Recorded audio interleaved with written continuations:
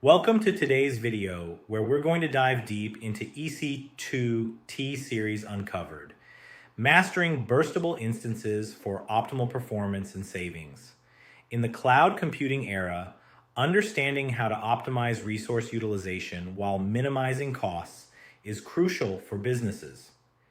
Amazon Web Services offers a variety of EC2 instance types, and today we're focusing on the burstable performance instances designed for workloads with variable CPU utilization. Let's start by understanding workload patterns. Many general-purpose workloads have a CPU utilization pattern with relatively low average usage, but occasional spikes.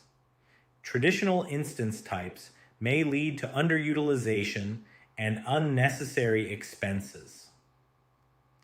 This is where burstable instances, especially the T instance family, come into play, offering a balance of compute, memory, and network resources. Now, how do burstable instances work? The T instance family, including T4G, T3A, T3, and T2 types, provides a baseline level of CPU performance. They can burst above this baseline when needed. This baseline is calibrated for a wide array of applications, from microservices to business-critical applications.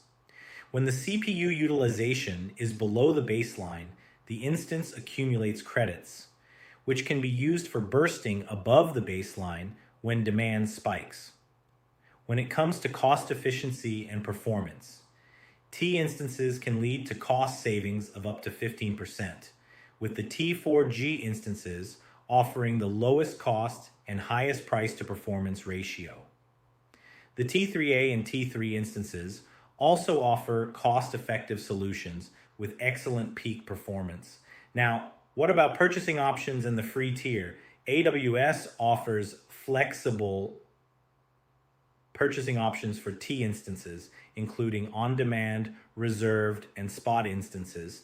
Plus, for new AWS accounts, there's an option to use a T2 Micro or T3 Micro instance for free within specific usage limits, further enhancing cost savings for startups.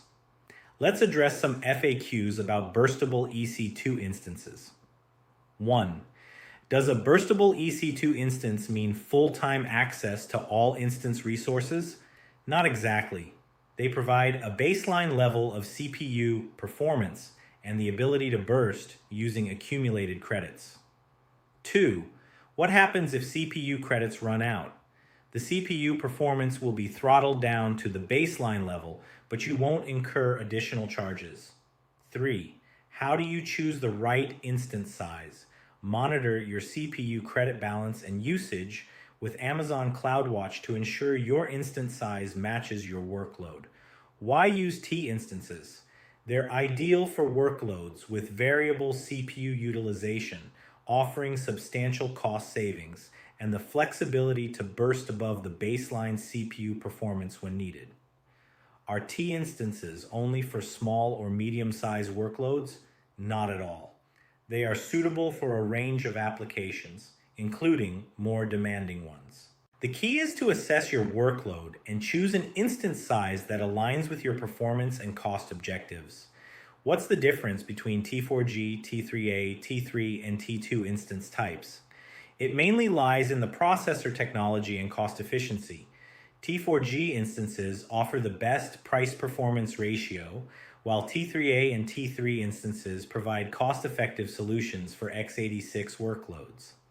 In conclusion, burstable EC2 instances are a pragmatic solution for workloads with variable CPU utilization. They provide a cost-effective and flexible option for optimizing cloud infrastructure, suitable for a wide range of applications, from microservices to development environments. That's it for today's video on EC2 T Series Uncovered. We hope this has been informative and you now have a better understanding of how to leverage these instances for your cloud computing needs. Don't forget to like, subscribe, and hit the notification bell for more AWS insights. Thanks for watching.